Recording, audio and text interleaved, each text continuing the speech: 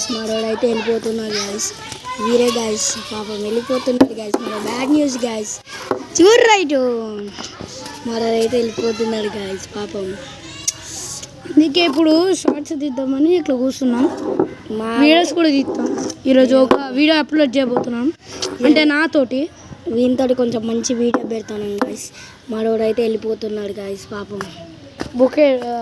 tickets కూడా book అయిపోయినాయి ఎట్రా జస్వి హైదరాబాద్ వెళ్తాను హైదరాబాద్ నుంచి